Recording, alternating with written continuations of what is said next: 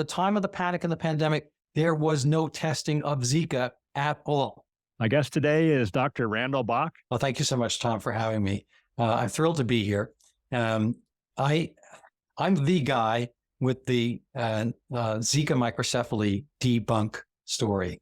People, our memories are short-term. We're, TikTok world, 5-second videos and so forth. People may not remember the long ago, far back time of 2015, 2016, and what I call the before times. And there was a pandemic there. It was called Zika microcephaly. I went to medical school. I was awake for most of it, and I never heard of Zika. I did audiovisual, so I was being paid to be awake for part of it. So I have an excuse. Anyway, it turns out Zika was causing cases of microcephaly. Microcephaly means small head, microcephaly. And it's not a diagnosis, it's a qualification, like saying small person. I mean, people, there might be tall people, or if you had an epidemic of tall people, there's not necessarily one cause. It could be a variety of things happening. Ditto, short people, or any number of things that are signs rather than actual diagnoses. So I'm not an expert in this. I'm a regular general practice physician. But it was a puzzle to me when it came out in 2016. I used these actual identical fingers. I brought them with me. These are my Google fingers. So I searched the internet to what is Zika? And there, lo and behold, it's pretty much a dengue. And again, used the same prop. There are 4 dengues, and they're named dengue 1, dengue 2, dengue 3, dengue 4. It causes a thing called bone break fever. That I did remember from medical school.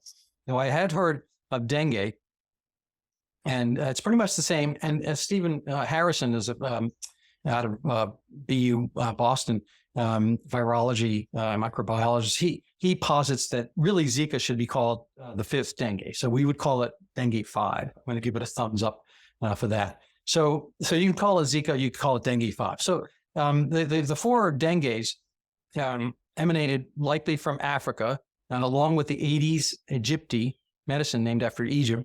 And it either came to the Americas through the slave trade or, sometime more recently. Now, we had no real way of knowing. There are no viral tests in the 18th century, 19th century, all that kind of stuff. So viruses came to be in the 20th century as a way of qualifying these things. And once dengue was found in the Americas, there are literally 500,000 cases or more the last few decades in Brazil annually, and no increase in microcephaly. So if Zika is one of the dengues, and the other 4 don't cause microcephaly, it seems odd that the 5th one does. Zika itself is not a human illness. It is a real virus, and I'll show you pictures of it. It may cause illnesses, but it probably to our simian brethren, maybe chimpanzees or something like that, also in Africa. It is named for the Zika forest in Uganda, which sounds like a deep, dark forest, but actually it's a piece of suburban Kampala. It's next to, and Kampala is the capital of Uganda. It's, a couple million people there. And it is right next to a Catholic girls' school, a hospital. It's pretty much like a park. So the Zika forest is not deep, dark, jungly Uganda. And so it was discovered in 1947. And were there any cases of microcephaly in Uganda in the interim? Well, yes, of course, because microcephaly is a rare, one in depends how you qualify it, one in a few hundred or 1 in 1,000 type of event. So obviously there are cases of microcephaly. Did it cause any increase in microcephaly in Uganda in the interim? No. And as a matter of fact, there are very, very few cases of microcephaly. There's no association between Zika and microcephaly in Uganda for the 60 years before the Zika microcephaly phenomenon. And there are no cases of human illness from Zika at all in the literature. Frankly, until 2007, and probably that was wrong. So that's a little bit of the preface to this. Zika had never been seen in the Americas. Microcephaly is a very difficult thing to get right. I'm going to present some slides and show this, but that's a partial introduction. I'm going to give you one other interesting aspect before we kind of delve into the slides. There's a group formed in Brazil, I think in 2014 or so, by some epidemiology professors, virologists, physicians, and so forth in Northeast Brazil. And I like to point out to our American audience that Brazil's, this is not very technical, but somewhat upside down from the United States. So at least on the East Coast, historically, the South is poorer, hotter, darker skin, maybe a chip on the shoulder a little bit. The situation is the opposite in Brazil. They have their factional and fractional differences that played out in the last election. The North pretty much went all to the left politically, and the South is more to the right. South is more European, derived ethnically, and the North has more Indios, more from the slave trade, and whatnot. So darker skin, poorer, hotter area, so there were doctors, European descent doctors, professor level in Northeast Brazil, and in 2014 thereabouts, they formed a group called CHIK-V, the Mission, and this is CHIK, it's CHIK, it's for chikungunya. And so they didn't want to spell the whole thing out. So they formed a WhatsApp group, amongst other things, and they call it CHIK-V, which is chikungunya virus, the Mission. And the Mission specifically referred to the 1986, I think. Maybe I'm going to get the year wrong. I apologize. But it's a movie, The Mission, Robert De Niro and Jeremy Irons. So big actors, American movie. And it takes place in South America, I believe, kind of Paraguay, Brazil, so forth. And it's a battle between the colonials and the Indios. And the Jesuits, represented by Jeremy Irons, are in between.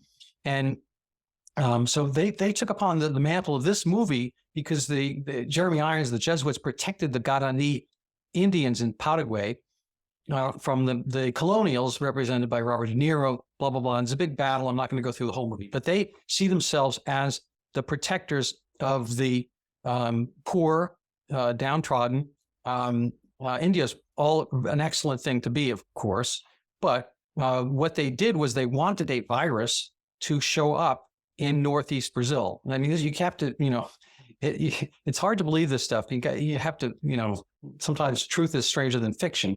So they formed this group on the hunt for chikungunya. They wanted chikungunya, another African virus, to be in Northeast Brazil so they could draw attention to the plight of Northeast Brazil and bring money and social equity and so forth. They were following the dictates of Rudolf Virchow, the 19th century German physician and pathologist, kind of one of the fathers of pathology, great physician, but he erred, I believe, in the same way by putting the cart before the horse.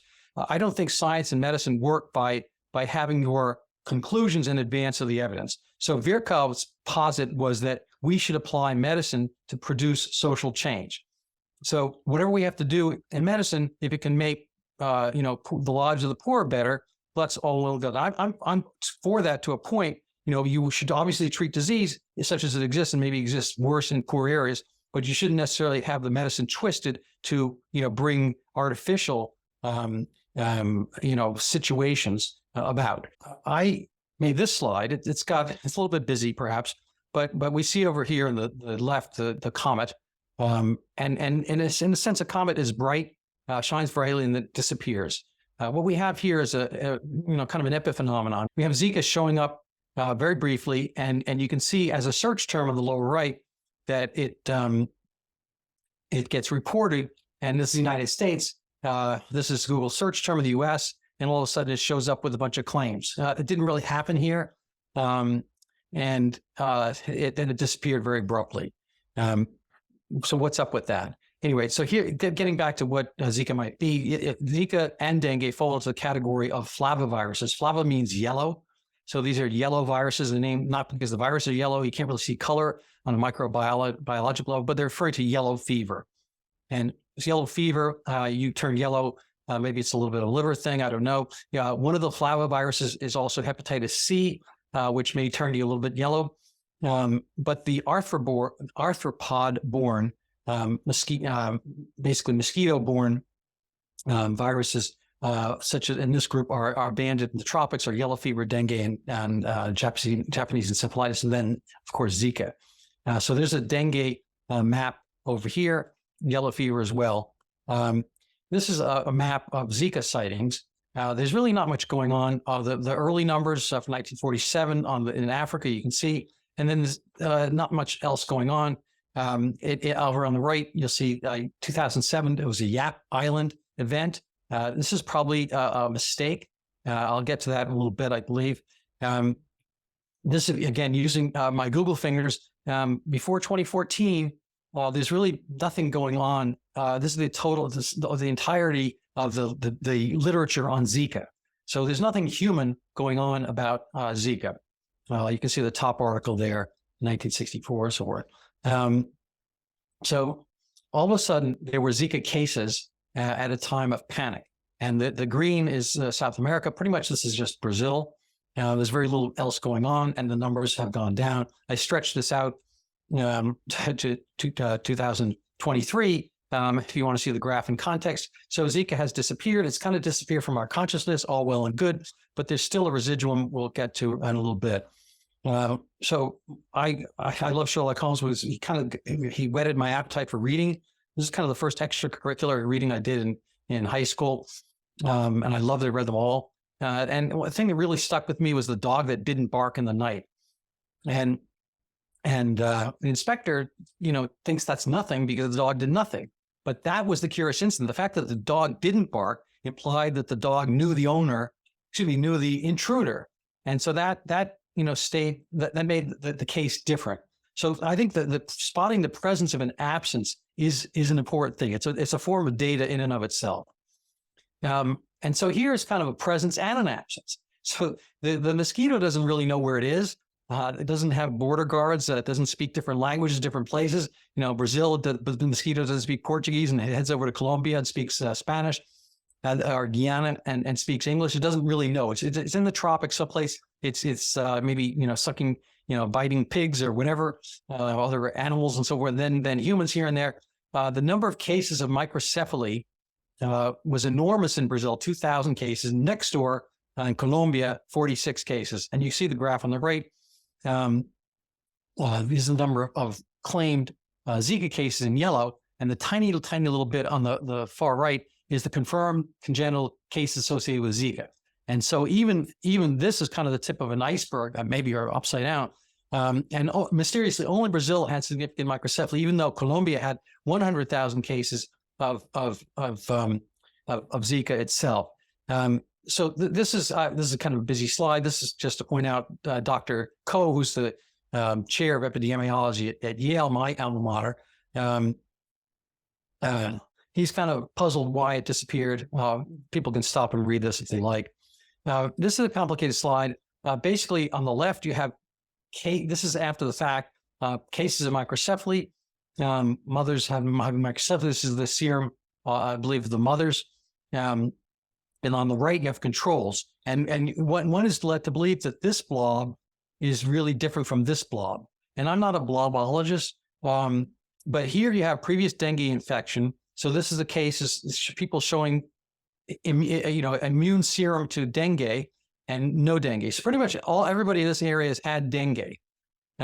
Mothers of controls and microcephaly cases. So everyone's had dengue. And they're trying to say that the rate of Zika antibodies is slightly higher. That's these little blips over here. This blob goes up, reaches up the wall a little bit higher than this blob. And they're saying that proves that Zika caused microcephaly. In my view, a lot of these studies tend to prove it precisely the opposite. That could be a problem with me. Here is a picture, such as you can do these things. Obviously, it's a recreation of dengue and Zika. We've seen a lot of pictures of the coronavirus, and we got used to spike, on our viruses, but not all of them have. Some of them, it turns out, are soccer balls. And Zika and dengue are both kind of soccer ball. They're icosahedral symmetry. I'm not going to get into that too much. And again, dengue 1, 2, 3, 4, and Zika. And just, not the spike protein, but one of the surface proteins. On the right, we have dengue. On the left, we have Zika. And I try to put them together. And you can see, as maybe I overdid it here, but there's not that much difference between the two. So let's get back to the ground. It's hypothesized that it spread out, and it would continue spreading out, take over the world. But as we went from our earlier timeline of Zika microcephaly or Zika itself, it has not. This should give pause to people who think that this is a real theory. Again, I stipulate that Zika is a real virus, and microcephaly is a real syndrome. My only problem is that one doesn't cause the other. So here's one intuition that one might not be causing the other. So dengue has had a lot of confirmation. You get dengue, you have bone break fever, people are sick, they can do studies, and it happens and shows up where the mosquito is. So this is Jungle, Brazil, on the left. That's where you get your dengue cases. Up here is pretty much urban northeast Brazil, and it's centered around, it's spelled Recife, but it's Recife. And that's where this happened. That's where the original clarion alarm was sounded, and that's pretty much where you're going to see your case. I'm going to point out this over and over again as we go on. Not only were there more cases of Zika claimed in the Northeast, but the rate per 10,000 births of having microcephaly, the Zika attributable microcephaly rate, was an order of magnitude higher in Recife, Pernambuco. That's the state of Recife.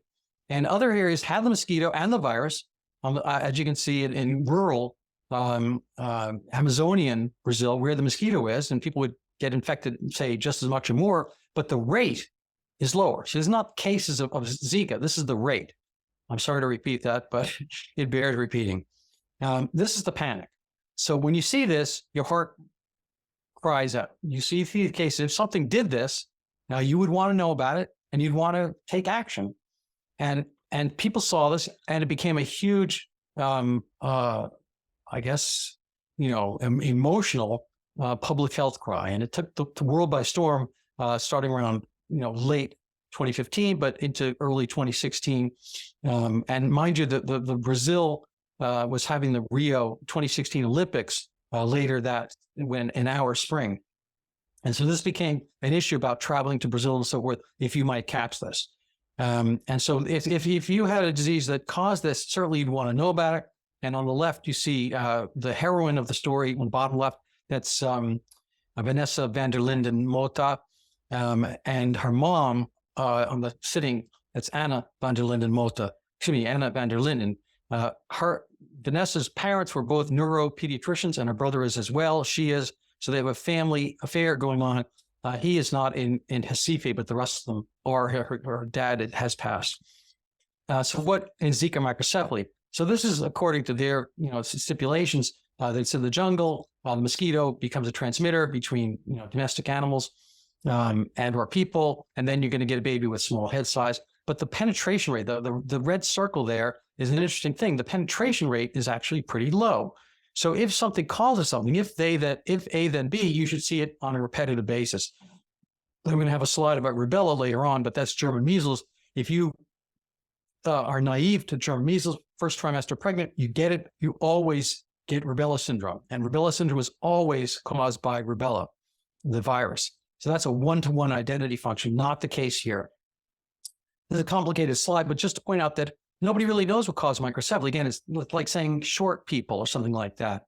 Or, I don't know. I can't think of another good example. There are lots of different things that it's a multifactorial syndrome of something that's very rare. So nobody's ever really gotten to the bottom of this. Doesn't happen often enough to make, good case attribution.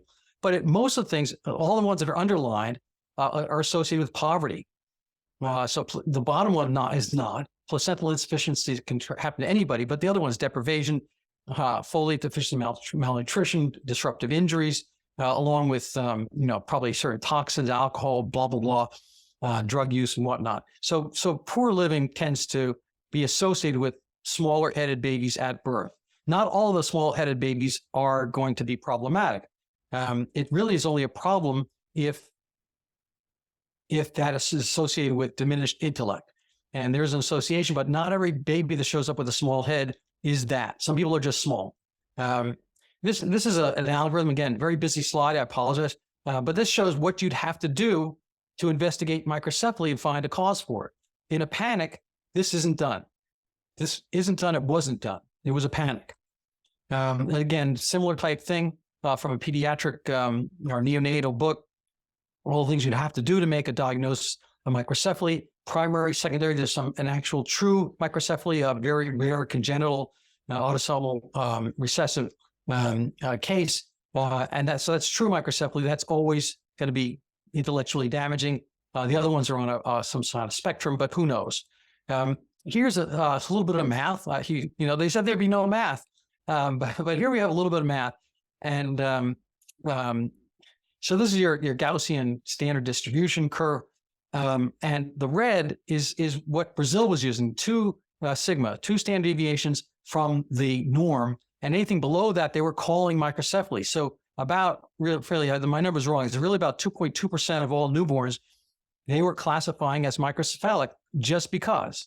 And this is all throughout. And mind you, while they were doing this, they never kept a record. They never had a registry of microcephaly. They weren't keeping any registry. So when people were claiming in Recife in 2015 there was more, they actually had no way of knowing there was more because they had no comparison. The WHO, the Euro Intergrowth Group, said 3 standard deviations. Now 3, 2, whatever. Well, the difference is enormous. I believe it's 17 times, something like that, fewer cases when you use the more stringent determination. And we're going to go through some slides very quickly here. This documents that, in fact, they were doing this, and you see in the upper right. This is the cases they would use under the standard they had at the time they were calling this a pandemic up to December 2015. Then when the WHO kind of came on the scene, they're like, "Oh, dudes, you are using the wrong standard." So they clamped down, and they came down. Mind you, they should have clamped down even harder.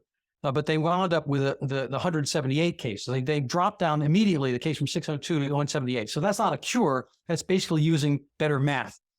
And then when they wound up using the correct standards, they had the estimations would have gone down. Again, busy slide. I apologize, but the criteria matter.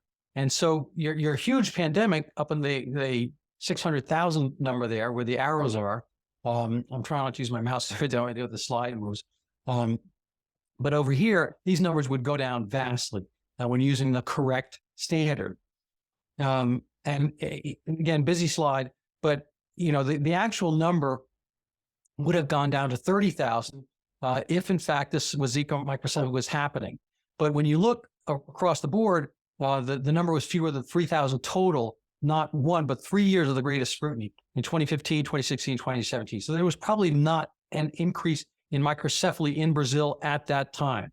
Let me repeat that. There was not an increase of microcephaly cases in Brazil at the time of the panic and shortly thereafter. Now, the mosquitoes, an equal opportunity biter.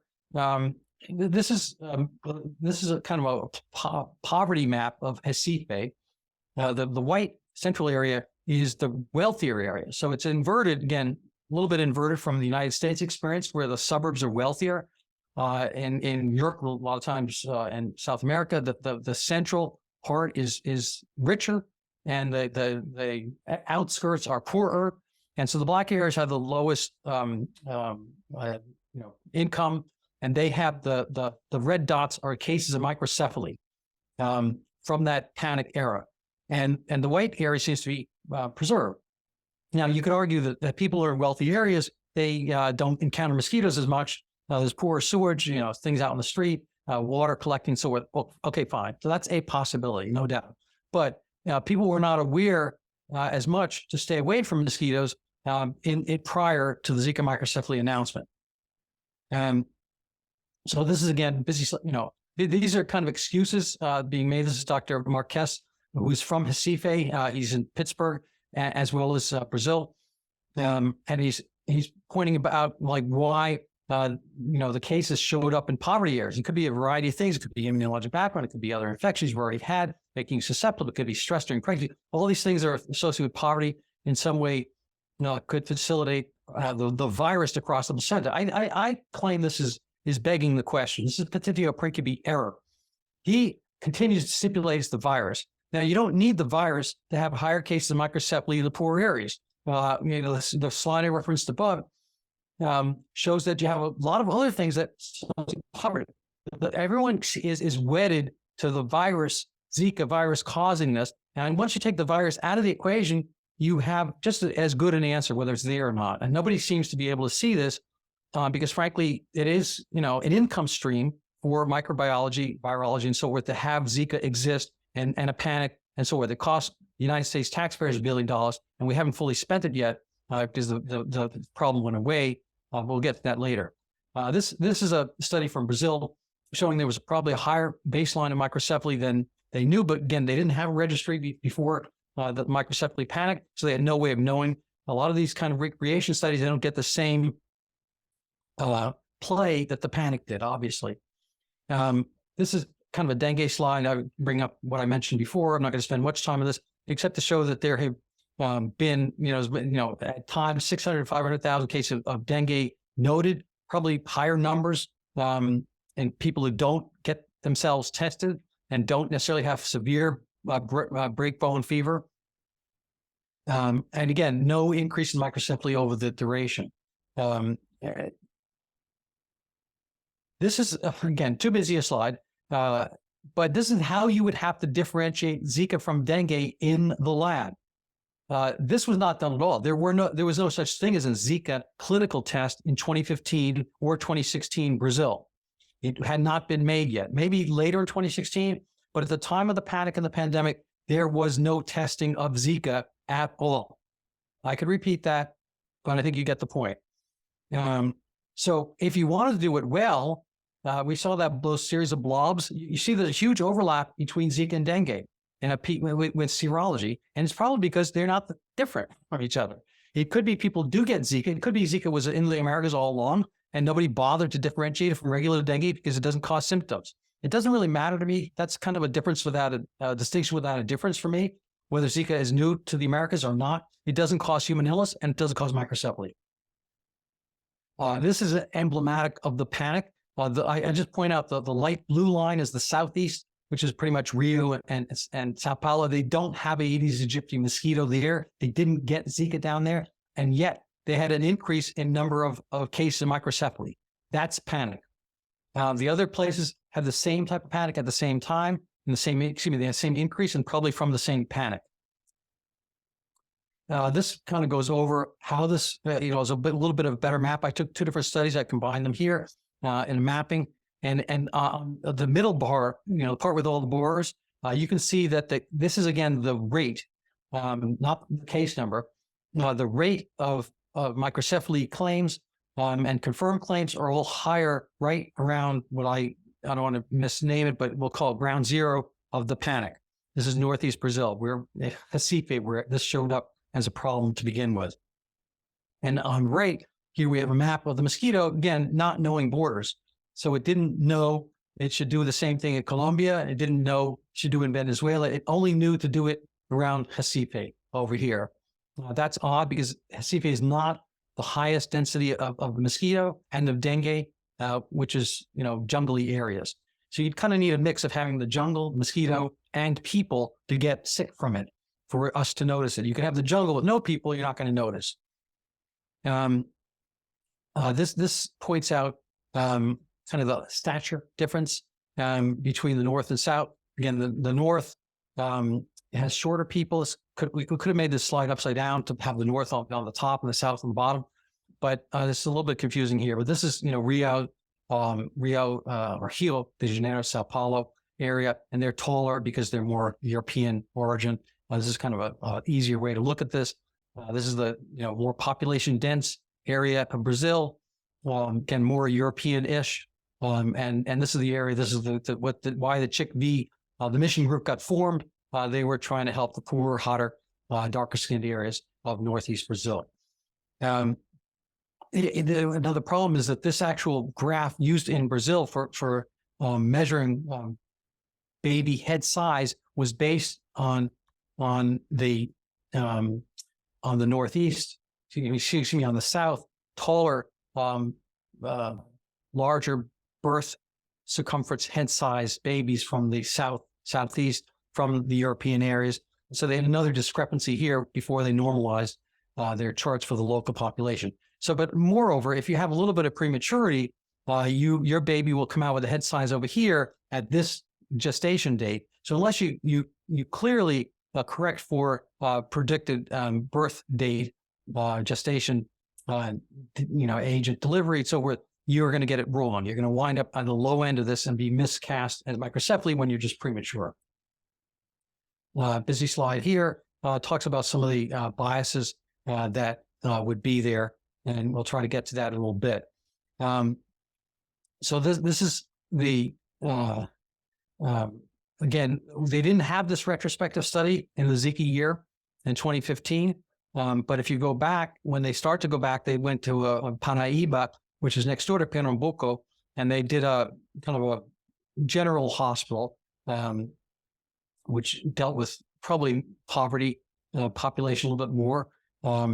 And they found, cases of microcephaly here and there, but nothing really extraordinarily different in the 2015 year from prior. Here we have my rubella slide. I mentioned it earlier. If you do have rubella, you pretty much get rubella syndrome all the time. So the virus, rubella is nearly 100%, about 80%, maybe more than 80%. More rubella syndrome, deafness, cardiac malformations is, as a tough word here, pathognomonic, which means that it's sort of a one-to-one syndrome. You have that is rubella. It is diagnostic for that. And it pretty much occurs all the time if you are naive to the virus. So that's what I call a one-to-one identity. Zika at its hypothesized worst with only 4% penetration in naive pregnant subjects. So that's to say, you're a woman in Brazil, you never had Zika, by your first trimester pregnant, you get the virus. Only 1 out of 25 of those women would come down with microcephaly, supposedly. And again, that's in the essence of panic, when in fact that's not something that's occurring. While congenital microcephaly has dozens of other causes. Okay, so here's another complicated slide, not busy so much as complicated. This is from the New England Journal. And I'm going to take out the part about Guillain-Barré. That's the part in purple, because that's really not relevant to this. So I'm going to see if I can wipe that out the best I could. So what you have here in bluish is Zika infection. So they're saying 2015, there was Zika, and it's followed up by this purplish microcephaly. So they're saying, oh, Zika, microcephaly. So Zika, and then you get it, and then you have your pregnancy, and some number of weeks later, and 23 weeks later, you have a burst in microcephaly. So that's what happened the first year. So they're positing that this is going to happen, this dotted line would happen the second year, 2016. Okay, so here's Zika showing up once I guess they had a little bit more testing. They didn't have real in the field clinical testing, but they had, the laboratories and the hospitals and so forth, research, and they were probably finding more of Zika once they started looking for it. So they're saying more Zika in the succeeding year. They don't really have seasons as much as we do. So it's a little bit of, kind of the wet season, dry season, but it's tropical. And lo and behold, what happened? Well, this is the red. This is what microcephaly did. It didn't do this huge Matterhorn mountain over here. It actually did.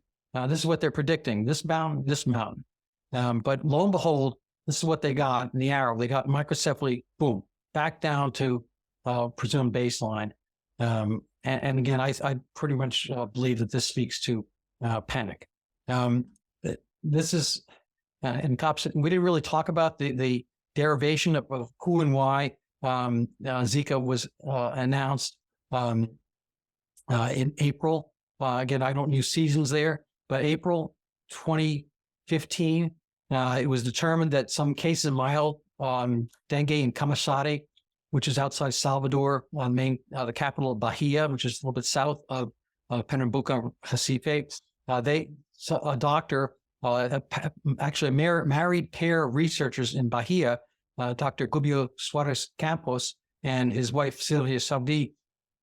I'm going to take the slides off to talk about this, but we'll come back to this. They decided that certain mild dengue or allergy cases in the hospital, they took some blood. So they never examined the patient. They took some blood. They had an old primer sitting on their shelves given by a guy from Senegal some years later, had not been tested by Brazil's FDA, whatever.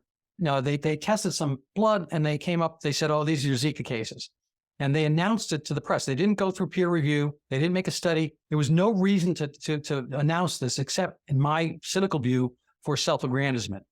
So they announced to the world that Zika was in the Americas for the first time. My supposition is that these doctors were part of that Chick-fil-A, the mission group. I can't prove that, but they were in contact with those doctors. And so, but what was the cure for it? He was actually asked in the newspaper and TV, why is this important? What do people have to do about this new announcement of Zika? He says, well, nothing. If you get it, it doesn't really cause any symptoms. If you get some symptoms, take Tylenol. So why this had to be announced as an emergency and subvert and go around the existing university research establishment, I have no idea. He did get a better job. He's in Buenos Aires now, and he announced on Instagram he's the discoverer of Zika in the Americas. Recife, a few months later, there were more local cases from the doctors I mentioned, Van der Linde's and whatnot, of microcephaly, but no prior data from which to compare it. So this happened. I'm going to try to get maybe into more detail if you have questions about this. And then a doctor from part 1 from the Chick-fil-A, the mission group, happened to live in Recife, part 2, and he saw there were more cases of microcephaly. He heard there was new Zika, and he decided A causes B, and then he started telephoning some 30 or so mothers of cases with microcephaly. I'm going to maybe stop sharing the slides here to kind of get out of this. Anyway, so this is Dr. Carlos Brito. This is my telephone prop. This can do anything. So he started calling the doctors, the mothers of microcephalic babies, having their own, sort of tragedy, whatever, and asked them a series of questions. Did you have any fever, rash, or chills early in the pregnancy? So now that the babies are X number of months old and the pregnancy was, at least 9 months, whatever, or about 9 months. So he's asking people, 7, 8, I don't know, numbers, 10 months, whatever, later, after the fact, if they had had any of those symptoms. Now, mind you, this is a tropical area. Fever, rash, and chills during pregnancy. I mean, I'm pretty sure my wife had fever, rash, and or chills during pregnancy. We don't have Zika over here. I think this is a very silly thing. Anyway, if you answered yes, he said, oh, that was Zika. And again, as above, as with the April 2015 case of finding Zika in the Americas, this was announced to the press. I don't know if Carlos Brito announced it to the press, but it was announced in the press in Recife, or Recife. He was in Recife. He had done this study. He had made the connection. He had frankly been brought in to consult with the Van der Linden doctors. And it was off to the races at that point. So this is based on no prior data, no Zika tests at all. They didn't exist on Earth, maybe some other planet, but I don't know, alternate universes.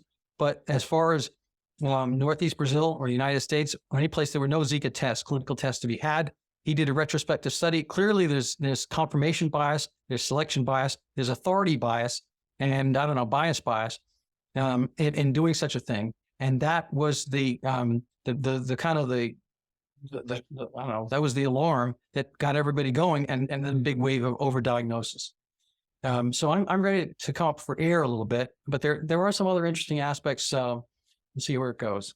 So he did not even call a control group of 30 mothers who didn't have unusual babies. Good question. I don't know that. I have sent him some emails. I can put that in as a question. He has not been rather forthcoming since my more later emails since I've written the book. But my understanding is no. And I mean, that's a good question. What were the biggest negative effects of this panic on the people who lived in that area? Well, panic. Panic's not that good. But once the panic happened, this became a major news item. It was the single largest medical news item of 2016. The WHO called it a PEHIC, public health emergency of international concern. I would posit that there's been a huge negative mood. The Chick v. the Mission doctors, but I forget where this road goes, but there's a place that the road for good intention goes. And they wished this upon, they got their wish, not with chikungunya, but with Zika, far above and beyond what they could have hoped for from chikungunya because of the microcephaly component, which they would not have been able to predict. So they just predicted the Zika, the chikungunya part. Having the microcephaly gave the Rudolf Virchow hypothesis huge wings. So they got money, attention, panic, and so forth. But as it turns out now, if you read, I was reading a recent article about Salvador Bahia. The birth rate is down quite a bit, and it's down the most it's ever gone down in recorded memory. People are leaving the city. It's stagnant. There was probably a little economic burst with some of the money coming in to those areas, but it has dropped off. Obviously, there's more recently there's coronavirus, which is its own story of possible genuine virus, but exaggeration of claims. These don't do well by people. People suffer.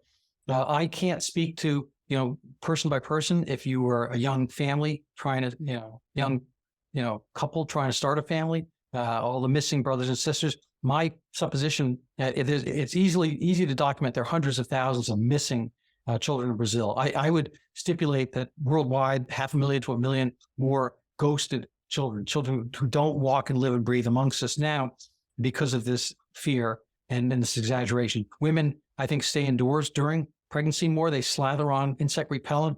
These are hot places where it's tough, especially if you don't have air conditioning, to stay away from any potential mosquito. I think it's just one more kind of ill-conceived, inappropriate fear layer onto the world. So I think that always takes a psychological toll. So the one last part is that our benighted, our brilliant but potentially benighted experts, I use the term advisedly, from WHO, kind of swooped in to the Americas and elsewhere and tried to convince the ministers of public health or in general to have tell their populace not to have children at all. So this was never formally declared anywhere, but in El Salvador, Jamaica, the announcements were made to stop having children. And mind you, from the graph we saw from the Washington Post, these are places that did not have a burst in microcephaly at all. There were certain states within Brazil where the public health minister said the same thing. It was not a national dictate. But along the way, so I'm not a conspiracy guy, but I do believe in this thing called a conspiracy of interest. Once something happens, then people, I don't think necessarily they made this thing happen. I don't think it's the people who wanted abortion constraints to disappear in Latin America, I don't think they made Zika.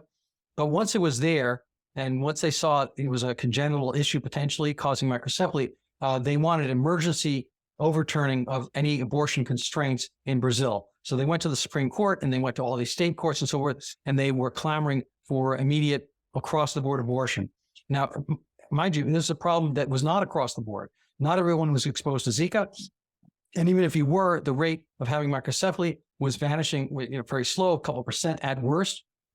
And all of those cases weren't necessarily cognitive damage. Some of them were just smaller children who could be turning out very much normal. So there were very little data, pretty much no good data. And yet this became a major kind of NGO topic and a lot of attention and money was focused towards a legal battle to get at for what the pro-abortion kind of NGO world sees as their own ground zero for the stricter abortion constraints on Earth, which is previously or currently Catholic Latin America. Do you think there still is a dream right now among some to get 1 billion people vaxxed against this using mRNA technology? Well, it's funny. I want to get to the second part first. Funny you should mention mRNA. So people might have heard of this term mRNA. Don't shoot the messenger RNA. Bill Gates in 2017, I wish I put this in the book. I saw this only later. I don't know how I missed it, but he offered $100 million to Moderna to make so that they would, when they're making a Zika vaccine, use an mRNA platform, which had never been done. So he wanted the mRNA platform to be mass tested for the Zika vaccine. So, people in the tropics, far away, whatever, they would be getting this new mRNA platform through Moderna. Sound familiar? But, the funny thing is that the disease, as it were, or the syndrome or the coordination between these two syndromes, Zika and microcephaly, or a virus and a syndrome, did not cooperate. So when we formed a $1 billion, money cure in Congress in September 2016, 45%, essentially half was devoted towards the creation of a Zika vaccine. It involves a famous player here, Dr. Fauci, who admitted to, basically he called it borrowing. I call it stealing money from actual medical causes. He announced that he was taking money from diabetes, cancer, and other illness research, arthritis, and whatnot, to devote to Zika, to put the pressure on Congress to pass a Zika funding bill. I think that's malfeasance. I mean, if I did that running a company, if I were running, I don't know, even Enron or whatever, I would probably be arrested for that. But so be it. There was some pressure because of the abortion aspect, because there was a Republican Congress at the time. They didn't want to willy-nilly fund the abortion movement, and when that was going to be one of the modalities to combat Zika microcephaly. So there was a little bit of playing with the language, but eventually by September 2016, it passed with Fauci's urging. Now, mind you, Fauci by that time knew that Zika microcephaly as a phenomenon had disappeared, because it really had only had this kind of epiphenomenon in 2015. And when they started looking beyond the winter, our winter of 2016, they didn't see any. So by September, it had been long gone. But did he say that to Congress? No. Over the years, this money they've been trying to spend it. There was one little problem, because the NIH and Walter Reed Hospital had made a study, an ethics panel. They probably spent $1 million of our money, but what's $1 million? Forming an ethics panel to answer the question, should we inject and infect humans, with Zika in the effort to find a Zika vaccine? So that was very simple question. It's called an HCT, Human Challenge Trial. Should there be HCT in the pursuit of a Zika vaccine? So I'm going to show you the deliberations.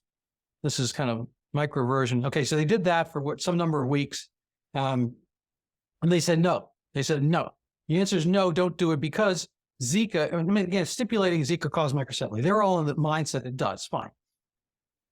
So even if it does, they said not worth it, because Zika as a virus is preventable, because you got mosquito netting, blah, blah, blah, get rid of mosquitoes, literally drain the swamp, not figuratively, but literally drain the swamp.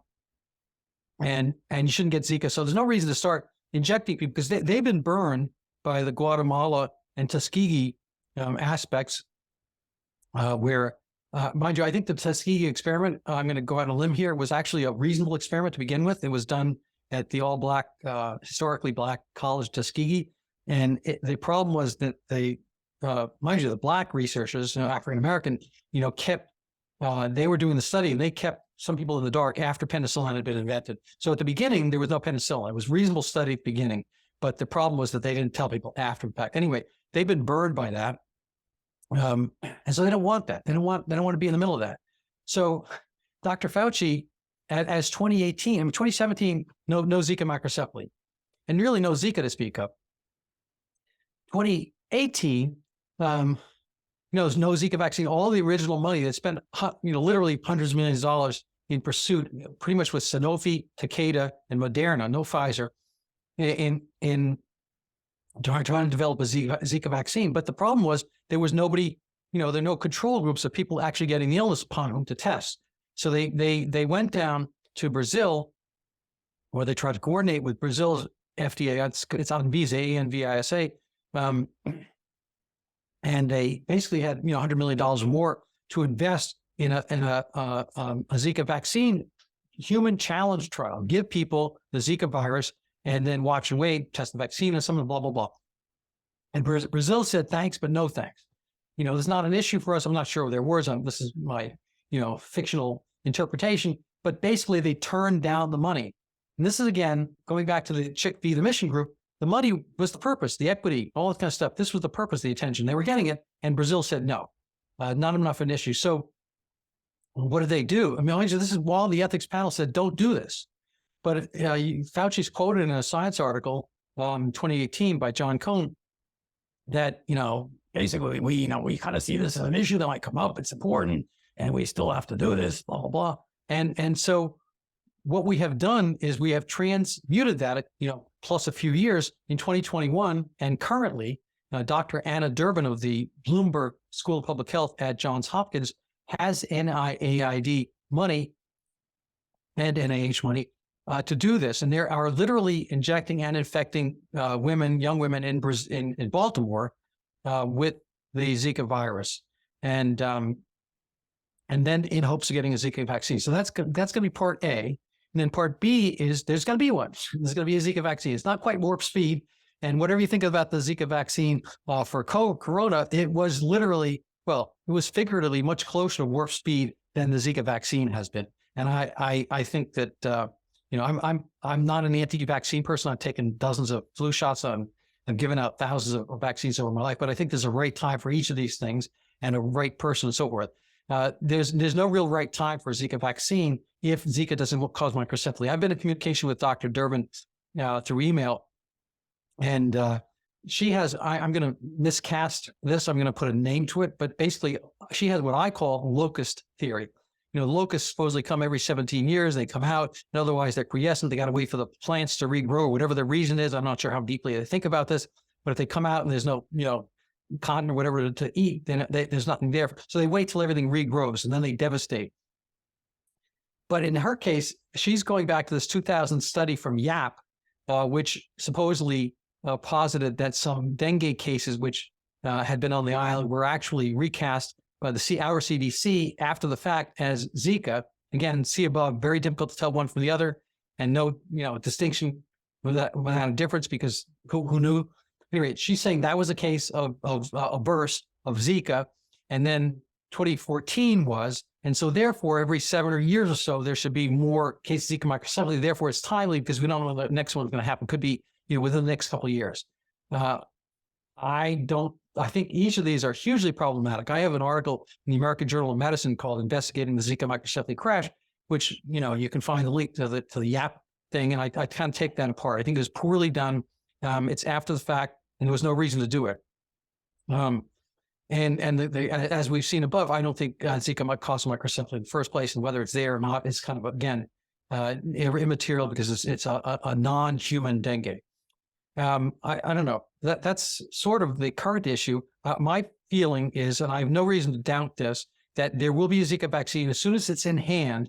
It's going to be put out to the world, and probably in the tropics first, and maybe young family age first. It'll probably be given to men as well as women because they all stipulate that it can, have sexual transmission and so forth. And then it'll probably be done for children, and it'll probably be done on a regular basis, and you won't know how long it lasts. It'll probably be done every 3, 4, 5 years, blah, blah, blah. And then why not do it to the whole world? Because you might travel. I see no reason why there won't be a worldwide Zika vaccine tagged onto this. And why is this an issue? Well, because there already is a dengue vaccine. It's got the lyrical name Dengvaxia. And this was, I believe, produced 2009. It wasn't put into wide usage, but in this kind of same time frame, it's had its own problems. In the Philippines, there was a huge backlash to Dengvaxia. So there weren't quite riots, but huge protests because Dengvaxia was causing ADE, antibody-dependent enhancement syndrome. So there's enough dengue around there, tropical areas, jungly, so forth, that people have kind of a background of dengue. So you start giving this anti-dengue vaccine, and your body's already seen it. So you're now producing kind of like not the spike protein, but whatever the equivalent is for dengue, and you're getting a reaction to that. So it's stimulating stuff, not quite like the rheumatic fever kind of thing after streptococcus, but you're basically getting your own I'm not going to go on a limb and say autoimmune, but it's like that. You're getting kind of a self-immune response that's not necessary, and so forth. So,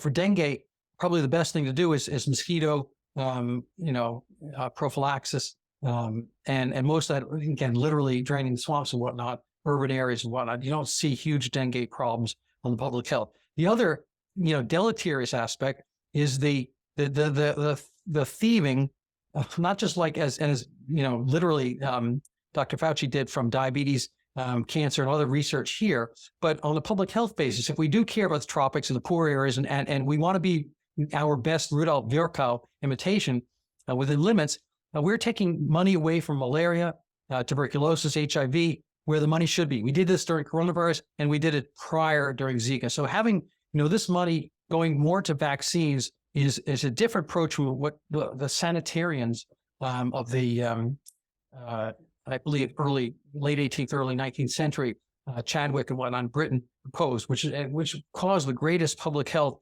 leaps of all time, which is good sanitation, better living, better standard of living, and all that kind of stuff. So the best public health measure is getting the population wealthy, happy, working, so they can build and buy cleaner places, better sewage, all that kind of stuff. All these things where we kind of work towards the vaccine theory, and don't really, and mind you, keep the population a little bit of hazard and fear and whatnot. This is not helpful. It's not good for their mental health and health in general.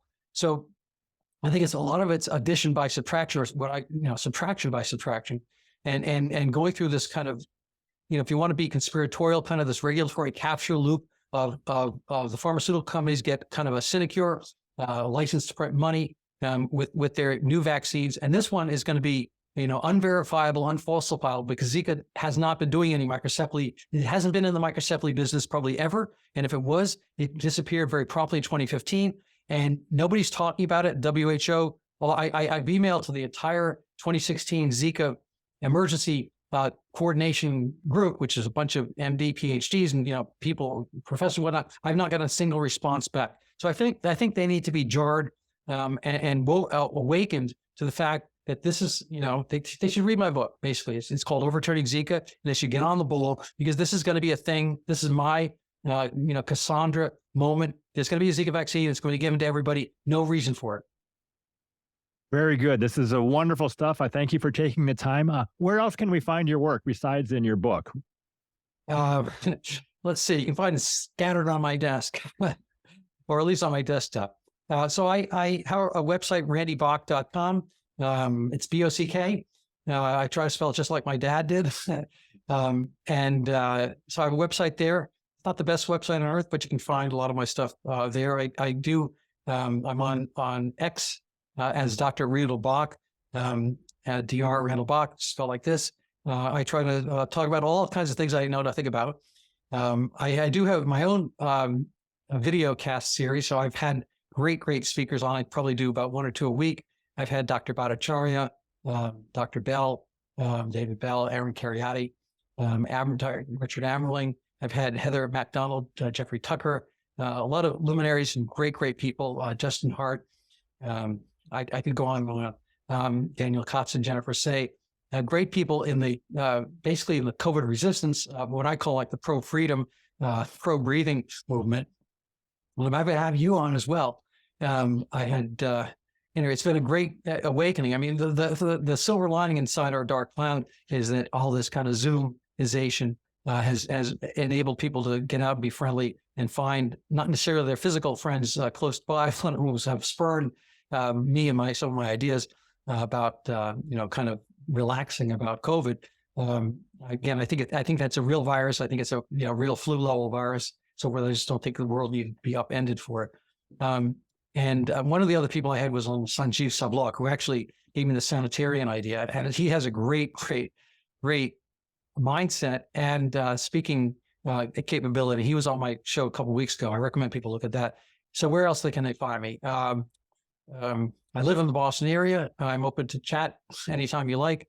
And that pretty much covers it. So my book's on Amazon. It's actually coming out in Brazil currently. I always get the title slightly wrong, but it's basically a translation of my book, Overturning Zika.